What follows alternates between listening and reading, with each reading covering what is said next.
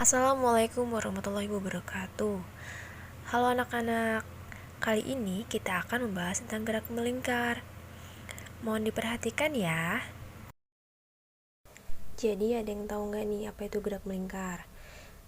Oke, jadi gerak melingkar atau disebut juga gerak sirkuler adalah pergerakan suatu benda yang membentuk lintasan berupa lingkaran dengan satu sumbu atau titik tetap di tengahnya.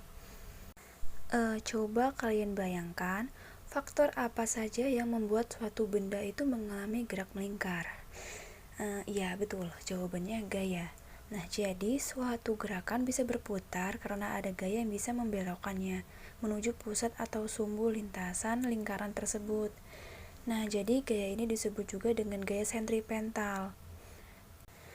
Tidak hanya itu, kita juga akan membahas istilah lainnya seperti frekuensi. Nah, frekuensi ini adalah banyaknya putaran yang dihasilkan setiap 1 detik. Nah, di sini juga ada periode. Periode ini lambangnya T. T besar adalah waktu yang dibutuhkan untuk melakukan satu putaran penuh. Nah, di sini juga ada kecepatan linear atau kecepatan tangensial, hubungan panjang lintasan linear yang harus ditempuh benda dengan setiap selang waktu tempuhnya. Nah, percepatan sudut benda yang bergerak secara melingkar dalam selang waktu tertentu. Yang terakhir adalah kecepatan sudut, besar sudut yang akan ditempuh benda dalam setiap satuan waktu. Ada yang tahu nggak nih, gerak melingkar itu ada berapa jenis? Ya, 2.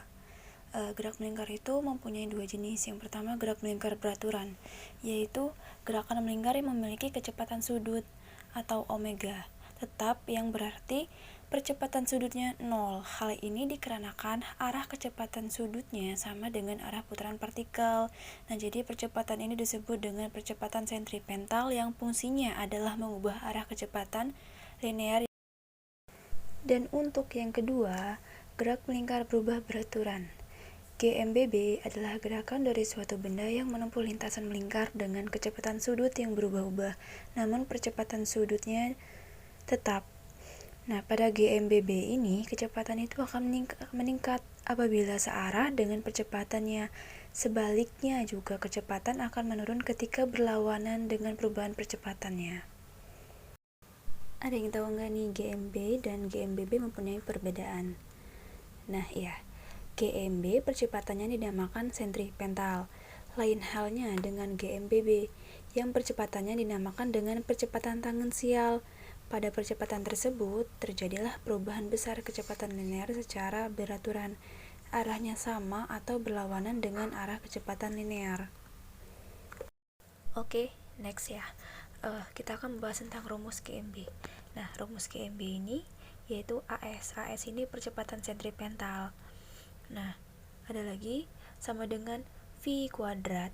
V ini melambangkan kecepatan linear atau tangensial. V per R. R ini jari-jari lintasan. Sama dengan omega.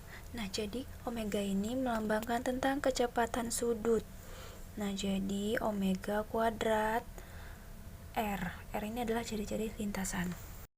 Di sini selanjutnya rumus GMBB. Untuk mencari percepatan sudut, di sini theta sama dengan omega 0 ditambah omega T. Jadi theta ini menunjukkan besar sudut lintasan melingkar yang ditempuh. Untuk perpindahan sudut, theta sama dengan omega 0 T ditambah setengah A alfa R kuadrat.